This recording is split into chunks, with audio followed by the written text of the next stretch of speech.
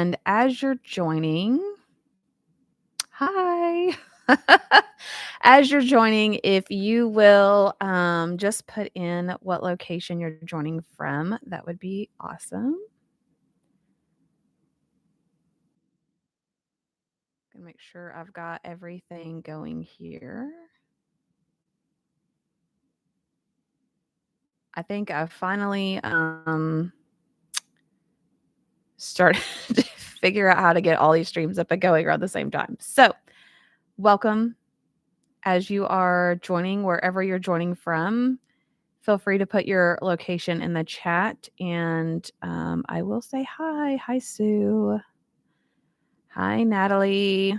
Oh, my daughter's name is Natalie. Awesome.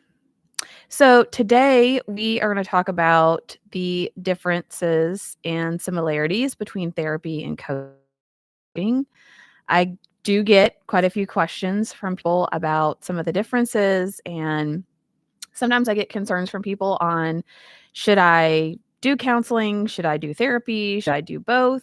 So, yeah, we're going to talk through each of those things today. So, Sue, I know I'm going to spill her secret, is from Indiana.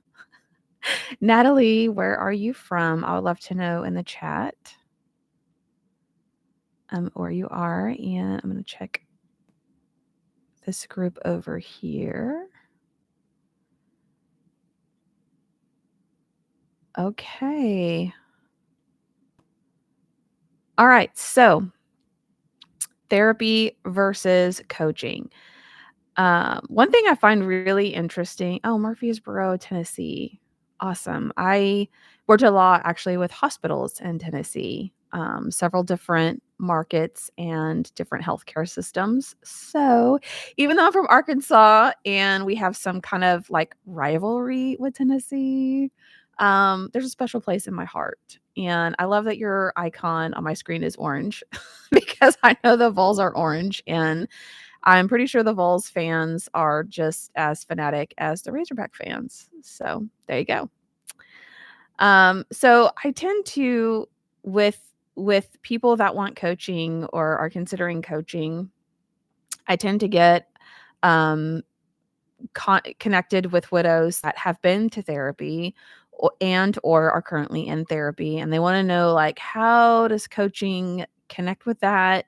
How how is it different? How, can they do both at the same time? Will there be conflicts or issues? And of course, there's not always the perfect, straightforward answer, but I'm going to do my best to give my take on it. And I'm going to put out a disclaimer that I realize there are going to be some therapists that don't fall in the typical therapist column, and there are going to be coaches that don't fall in the typical coach column. So, we're going to do our best to just give broad generalizations on what you might expect in working with a therapist versus a coach. So, okay, Sue says, I have a cousin whose two sons are Vols right now. Oh, so cool. That is awesome. When I worked in Tennessee, there were just like orange, just everywhere orange. Everybody's offices, everything, there's just orange everywhere. And I was impressed because as people in Arkansas, we have college football and teams, but we have no major sports teams. So college for us is like that is it. Okay, so typically a therapist is someone who is a licensed mental health professional, and they help clients who are struggling to function move to a state of functioning. And I don't like to use the word somebody's dysfunctional or they're not able to function. But in many cases, that's really what a therapist is helping someone do. They're having trouble getting out of bed. They're really having suicidal ideations. They are having some major eating disorder concerns. They really just have a hard time getting up and wanting to function in a typical normal life. A therapist is normally the person that helps them go from that state of struggling to function or dysfunction and move to a state of functioning. In most cases, a therapist is focused on the past. So they're helping you process things that have happened in your past, whether it's the loss of your spouse, whether it's childhood trauma, whether it's all of the things. It's typically focused on things that happened to you in the past. And sorry for those of you that don't know, I've had this lingering cough for 4 weeks and I am over it, but if I cough a lot, that is what's going on. Okay. A therapist may also take insurance and file insurance on your behalf. So I have seen somewhat of a movement of therapists moving from insurance to more of a setup with their clients and with their patients. But typically, a therapist can file insurance. Therapy can fall under your mental health coverage. That's pretty normal. And they typically operate within a container of hourly scheduled sessions. So maybe you meet once a week with your therapist, and when things pop up in between, you kind of wait until you can contact your therapist and meet with them in person or virtually. And typically, they operate within containers that are methods and theories and things that are established tools and practices. Some therapists, and I've worked with several different ones between me and my daughter and my other kids. Some therapists are amazing at modifying some of these tools and some of these methods and theories to really encompass the care of the person as a whole. Some therapists are focused more on just trying to diagnose certain issues or challenges as much as possible and only focusing on the symptom, not the whole person. So, if you're considering a therapist or you're looking for a therapist, I recommend that you want to find someone who's a good personality fit. You also want someone who's going to see you as you are as a whole person, not necessarily just hone in and focus on one issue. Being very vulnerable and honest here. I've taken my daughter struggles with a lot of mental health challenges, and I sometimes have a really difficult time finding someone who's both a personality fit and who doesn't just zone in on the particular issues and problems that she is having, without giving away, too much private of her private information. Sometimes therapists, psychologists, psychiatrists, people really want to just look at the symptom and they want to attack that without backing up and looking at the picture of her as a person. So to me, if you have a therapist, you're thinking about one, that's really what you need to consider, is that they're looking at you overall as a person. Natalie is an Arkansas girl, came from Marshall, Arkansas. Awesome. And moved here 1 year ago. Very cool. I could talk a lot about Tennessee, but I'm going to stay focused here. Okay. So, a coach. So, some of the similarities and some of the differences. A coach typically may be certified or not. So, coaching is not regulated by the government like therapy. So, you're a person. You could tell everyone you're a coach today. You could hang up your shingle and say, I'm a life coach. I help people. And there's no regulations that says you can't do that. Anyone can say that they're a coach. Okay. Um, there was a lot of debate about whether or not a certification, helps you as a coach, doesn't help you as a coach. Do people really care if you're a coach? Um, I think about it a couple different ways. One, I know when I go to my doctor, I know that they have a license to practice. I never ask them like what it's in or where they went or where they went to college. I don't really care. I just like knowing that they're meeting certain standards. But also, if from a coaching perspective, for me personally, I chose to get certified because I felt like with grief, that grief was something I knew how to help myself with, but I didn't know how to help other people. So I did choose to go get certified, but sometimes coaches aren't certified, and there's nothing wrong with that. You may be considering being a coach, and you can totally do that. Most clients are looking for connection and they want to know, can you help me? Coaching is typically, instead of focusing on processing things that happened in the past, although we do that, I do that as a widow coach. I have tools like the grief recovery method, some other tools that I use to help people with processing hurt, pain, and loss and things that have happened in the past. So coaches might work on things on the past. Typically, coaches are very forward focused. So think about a personal trainer. Think about I know Sue worked with an author coach. I'm working with a coach to help me write a speech. So a lot of times coaches may specialize in one skill or one thing and they're helping you to move forward, or they could just specialize as a general life coach, and again, they're still focused on moving you forward to a goal, to something that you want to see. Excuse me. So, therapy a lot of times is moving you from dysfunction to function and processing things and hurts and traumas that have happened in the past. Coaching may need to address some of that. We may need to get to the root issue. Like, I firmly believe, and where I'll be starting in the mastermind is starting in that very first stage, in that devastation phase, to say, have we really processed our grief? Have we, processed the hurt and loss of all of our unmet dreams and expectations? Because before we can move forward, we need to deal with some of these things that are typically lingering and things that were lingering for me. So a coach may work on some of those things to be able to empower you to move you forward and move you to a place where you want to be, to move you towards goals where you want to be. Coaching, as one of my clients told me, coaching is more action focused, it's more decision focused, it's more like getting you to a goal, versus therapy a lot of times is reconciling from things that have happened in the past and getting you to a place where you feel that you can start to move forward. A lot of comments that I have with people on consults is, I've done therapy. I feel like I'm in a better place than I was, but it's not moving me forward. Like, I don't know what's next. I don't know where I go from here. That's a lot of times where I find people is they're kind of over that transition point of, okay, I'm feeling a little bit better about grief, but I have no idea what my next steps are. And my therapist doesn't help me with that. A coach typically does not file insurance.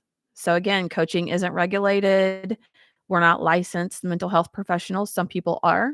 So I know a lot of therapists that have actually moved to coaching instead of therapy because there's less requirements there for them, and they're not limited to certain states. So in those cases, it isn't covered by your insurance, but is well worth the investment, as I will share. Coaches are also, depending on who you're working with and what your container is, they may be available for you outside of your scheduled sessions. So for me, when I'm working with a client one on one, I'm not really worried about the number of sessions. So if somebody's having a really bad week, maybe I meet with them twice a week. If somebody's having, their need to skip a week, they can skip a week. There's no penalties. There's none of that. The way I think about it and the way my coach taught me to think about it is, if I work with a client one-on-one for a period of, let's say, 6 months, then my job is to fully surround them, support them, equip them to elevate them to meet their goals in that time frame. So for one-on-one clients, I use a messaging app. I use an app called Voxer, and we can text back and forth. We can send voice messages back and forth, pictures, videos, all of those things. We can communicate through a private channel in a way that allows me to support them when they're having a rough time, or if they're working on some homework and they're really struggling, or it's brought up a lot of tough, hard, heavy feelings, then I'm able to help redirect them or encourage them or give them feedback. Um, and so it's just where the Brave Widow Mastermind is going, is people can 24/7. You can post in the forums, you can post in the Facebook group, you can get feedback from people at all times. And I'm in there too, able to help answer questions or give some guidance, a little more accessibility than what you would see with a typical therapist. Coaching is also different in that coaches may follow established tools and practices, but in addition, they may tweak that, or they may use divine guidance or intuition or experience to help assist their client. This was really the main reason why I chose to get certified by the Faith Based Coaching Academy with Dr. Betsy Guerra, because she's a 20-year practicing clinical psychologist who has done counseling most of her career. She was familiar with grief. She's a highly faith driven spiritual person that just passion and love just like pours out of her. And so her program was very rigorous, by the way, was about 20 hours a week for 6 months, every week for 6 months, and included tons of coaching hours and peer coaching experiences. It was amazing, and what I loved about it was, we would learn typical coaching, counseling methods, theories, models, CBT, all of those things. We would learn how those things work. We would also learn how to think like a psychologist and how she would look at handling different clients. We would learn coaching best practices and thought models and how to help people navigate mindset and thoughts and how to change your dynamic with your family. And we would also learn how to pray with our clients and incorporate spirituality and faith. And for me, that was the first time I'd ever found a program that incorporated, like, all of the things, and, that's one thing a lot of people tell me that they're missing when they come to me is, I like my therapist or I like my coach I'm working with, but they're not a spiritual person, they're not a faith-based person, and I really would like to have that incorporated in what I do. And the very few psychology and counseling classes I took in college many years ago, it was made very clear that we are to keep those things separate. So, the beautiful thing about coaching being not a regulated thing is that as a coach, you get to expand and tweak and modify the rules and the structure for that client for what you believe they need to help best support them in a way that really resonates with them. So, how do you know? Do you need a therapist? Do you need a coach? Do you need both? Can you have both? How do you know? The excuse me. The answer is you might need both. It really depends on where you are and what you're looking for and what challenges you may have or what you're trying to accomplish. So, I work with most of my clients do not also have a therapist, but I have a couple of clients that do have both. In one case, the therapist and I actually met together just to make sure we were both aligned and weren't going to be instructing our client on conflicting pathways or conflicting mindset models, things like that. And I'm happy to do that for any client is meet with their therapist and make sure that we're aligned there. Um, but, but again, typically the therapist things like some really past heavy trauma that you want to spend some time unpacking and have the sense that you're moving forward. You want to be able to resonate with someone who's been in your specific situation. You want someone who's like been there, done that, guiding you along the way. So I have a couple clients that do work very closely still with a therapist and with me, and they give me wonderful positive feedback. So I know that it works and can work well. I think how I would decide what you need from a therapeutic aspect is, are there things that you still want to unpack and process? And are you finding value in that? So, as you're going to therapy, are you finding that you are moving forward, that you are starting to reconcile some pain that you or does therapy to like a session and you just feel better about talking about it? It may be helping you by giving you the space to talk about things, but it really would be up to you to decide whether or not it's equipping you and helping moving you forward. From a coaching perspective, again, it depends on who you're working with as a coach. So I do work with clients. Typically, my first 7 or 8 sessions is we're doing a lot of grief recovery because we're setting a foundation for them to feel as though they have healed, they have closure and completeness, not in their relationship with their person, but in all of the incomplete things with their person, the hurt, the pain, the unmet dreams and expectations and hopes for the future, we gain closure with a lot of those things and a sense of completeness so that we can start to move forward. Um, with some clients, they may have already gone through that. So then we're really just focused on doing things like establishing a routine, bringing in a sense of order and calm where they're feeling very stressed and chaotic, discovering like a new career path. If somebody's wanting to change careers, somebody's thinking about they might want to do something totally different. I've worked with clients on that.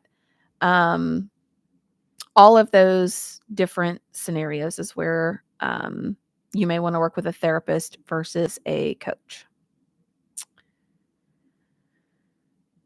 Um, some other questions that I often hear from people, I feel broken. I don't know that I'm capable of being fixed. I'm not sure that this is something that's going to work for me. And what I tell those people is you might feel broken, your heart might feel broken, but you're not broken as a human being. And so, whether you work with a therapist or a coach or both, just know that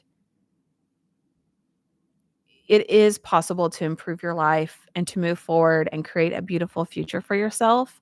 I don't want anyone to just give up or feel that, oh, I'm too messed up. I'm too broken. Like, I'll never be able to be in a place where I can be fixed or I can be healed or I can have a great life. I know lots of people who have felt this way that have a wonderful, beautiful life now. And so I just encourage you not to give up on yourself. If you will show up, if you'll do the work, if you will just even take baby steps forward, even just take those baby steps forward, you will be shocked how far down the path you get. Um, I have clients where we started tracking their progress, even just 2 months down the road, they would forget, like, "Oh, I forgot I felt that way in the beginning. Oh, I forgot I've come that far. Oh, yeah, I did accomplish a lot of that." It's easy for us to forget where we came from, especially if we're taking small steps to get there. Okay, another question. I'm not sure where to start. What if I don't have any goals? Okay, this is a great question, and actually, my daughter and I got had this conversation because, we went to visit a new therapist, and the therapist asked this question, like, "What goals do you have with therapy?" And my daughter's like, "I don't know."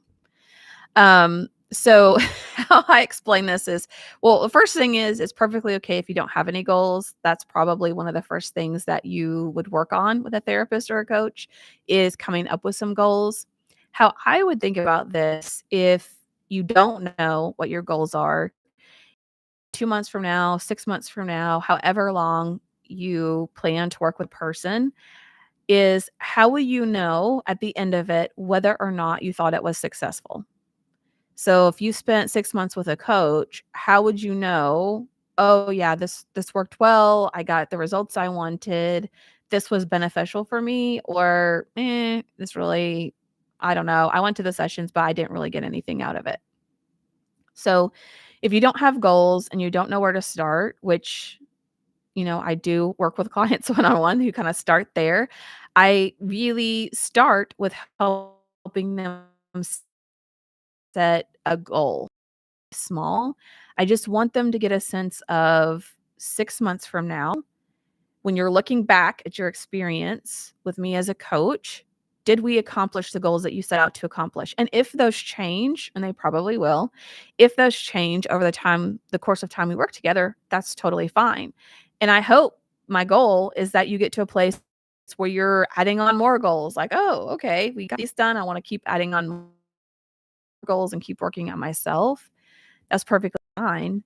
But try to come up with 1 or 2 goals and try to think about it from the aspect of, if you're giving a report card to your therapist or your coach and you're gonna rate them on how well they supported you and helped you, what would you rate them on, like, their ability to do what for okay, another question. What do you talk about in coaching sessions?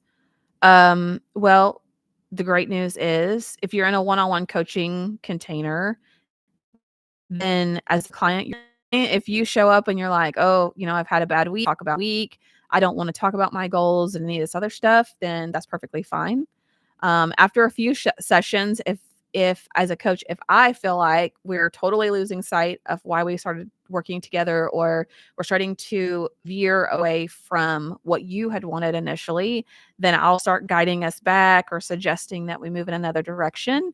But at the end of the day, if you have hired a coach, you're the boss. You get to decide what you want to talk about, and that it changes for people over time. But the end result should be that you get a lot is, how do you know if a coach is a good fit or the right fit?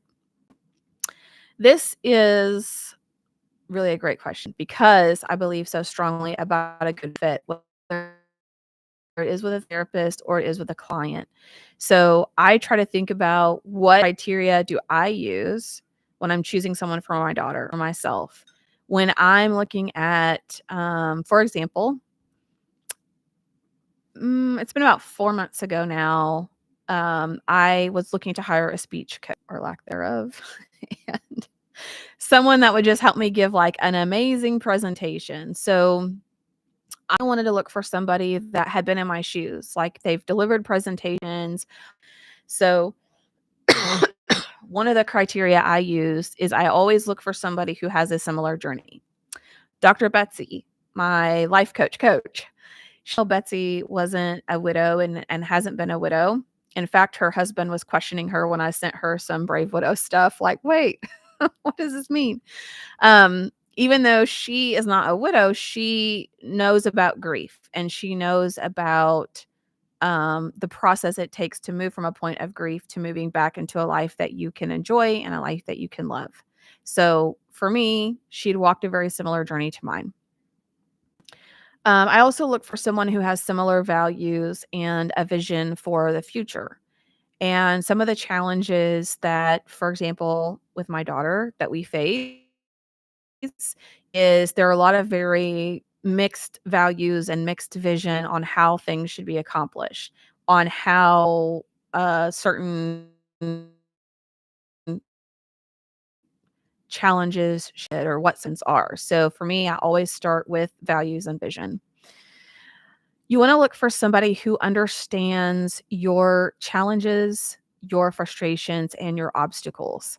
For example, if I was gonna get a therapist to help me with grief, I would want somebody who has been a widow or somebody who has lost someone very close to them, because I don't wanna have to spend a lot of time explaining to them why it's so hard. Like, explaining to them when your husband dies, it's not just, "Oh, I'm sad, I miss that person." It's like, "No, every second of every day is different now. I'm different now. My whole world is different now." And if I hire someone as a therapist or a coach, I don't wanna have to explain all that. Like, there are things about the widow life that when you're a widow, you get it and you don't have to be explained a whole bunch. And so then as a widow, I can just talk about it and just talk about how my specific experience has been, but I don't have to educate that person on what it really means to be widowed. Um, I have to educate my speech coach on what it means because I'm delivering a speeches. Delivering a presentation for people to help widows. So I do have to spend quite a bit of time explaining to her why it's important I make this point or that point, or why, oh no, I don't want to put that in. That's really gonna rub somebody the wrong way. And I don't mind to do that because I hired her to be my speech coach. I didn't hire her to be my widow coach. So in that case, I'm not looking for somebody who's a widow speech presenter. I'm looking for somebody who's an amazing speech presenter, and I'll worry about translating the widow things in that perspective. But if you're looking for someone to help you move through grief, move beyond grief, you want someone who really understands. You also want to look for someone who is in a place that you want to be. You don't want to take advice or to take counseling or to take encouragement from someone who doesn't inspire you, who isn't in a place where they wanna be. Like, Betsy is my coach, you may have heard her on the podcast. She's very outgoing. She laughs. She's such a joyful person. Like her joy and love and passion just pours out of every part of her in every way. And I thought to myself, like, wow, how can a mom who's been through such a tragic incident and who shares in her story that she was like literally pulling her hair out, laying in a fetal position in her bathroom, how somebody goes from that to so full of love and joy and happiness that it just seeps out of her. Like, I want that, I want to get to that point where that could be me. So find somebody that they're doing the things you want to do, or they are who you want to be, or they're in a place that you want to be. Find somebody that has a different perspective and will ask you insightful questions that cause you to look for answers in yourself. You don't always want to work with someone who's just going to give you all of the answers. You want someone that allows you the space and provides you the platform to really dig deep in yourself for answers. And that, as a coach, was one of the hardest things I've had to learn, is that as coaches, we're not supposed to have all the answers. Our job is to ask insightful, meaningful questions that allows people the time and space and energy to look for the answers within themselves. Because a lot of times people have the answer, it's just getting to it. And so that caused a lot of insecurity in me early on as a coach, because I'm like, no, I'm supposed to have the answers. They're going to come to me and ask me what they're supposed to do, and I'm supposed to know what to say. But as a coach, you want someone that helps you find your own way. You don't always want somebody that's going to prescribe the way of how you're supposed to go, because you may not end up happy at the end of that road there. So it took me a long time to learn that, but I have learned it. Another thing I look for is someone whose personality clicks really well with yours. They're somebody that just like talking to them. You just like being around them. Um, I don't know how many widows I've worked with, and I'm like, we could totally be friends. Like, outside of the coaching relationship, I could just be their friend. Like, there's somebody I would want to hang out to, somebody I would want to talk to and just be with. That's just a really nice fit. You want a coach where you don't feel judged or criticized. Um, I think that's one of the challenges where a lot of some of the widows that I coach one-on-one, they're hesitant to be coached in a group setting because they don't want to feel judged or criticized, or they feel like a lot of shame and embarrassment around their situation. Maybe their spouse was not a nice person. Maybe they feel relief their person's gone. Maybe their person had an affair on them their whole life, and they just don't want all of the judgment and all of the scrutiny and all of that, so they feel a lot safer in a one-on-one environment.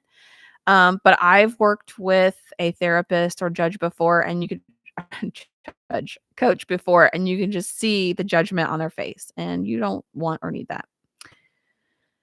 You want to work with a coach and or therapist where you feel heard, validated, understood, and challenged.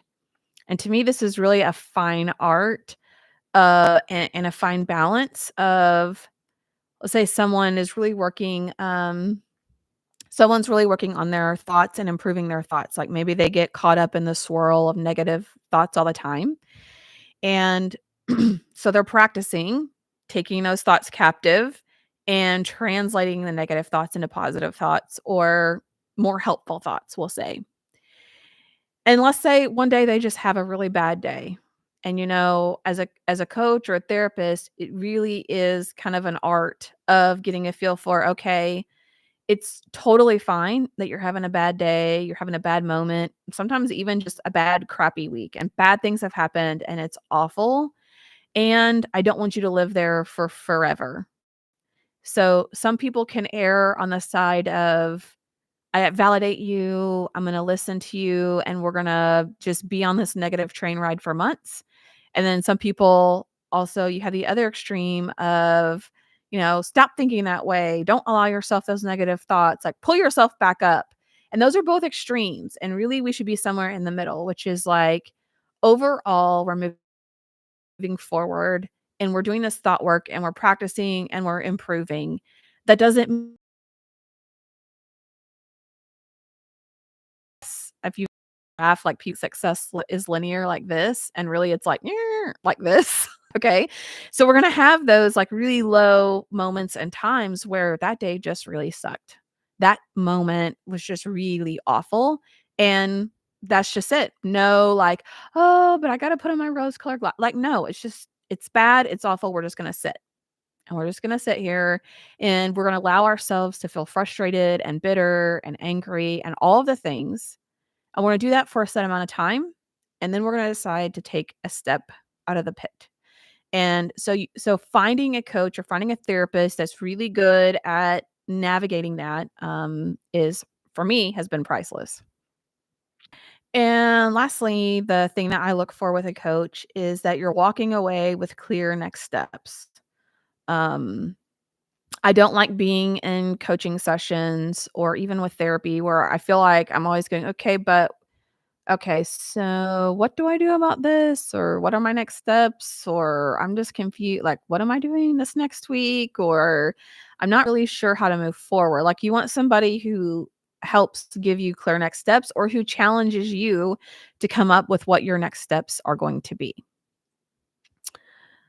All right. So that is my hot take on the difference between a therapist and a coach. Any questions or thoughts or any experiences that you guys have had with working with a coach or therapist?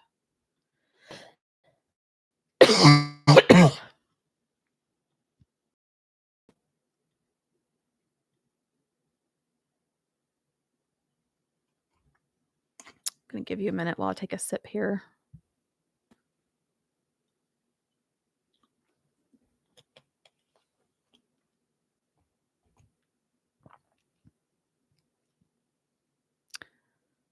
All right. Well, thank you guys all for joining. I always love hanging out with you, and I will hopefully see you again tomorrow. All right. Sue says, I like when coaches validate who and where I am, but then help me to change my perspective. Yes. Yeah. It's always amazing to feel seen and heard, and then someone to just bring in a whole new perspective that you hadn't even thought of. So that's actually probably one of the biggest ways coaching has helped me. So, all right. Good to see you. And hopefully, I'll get to see you again tomorrow. Bye.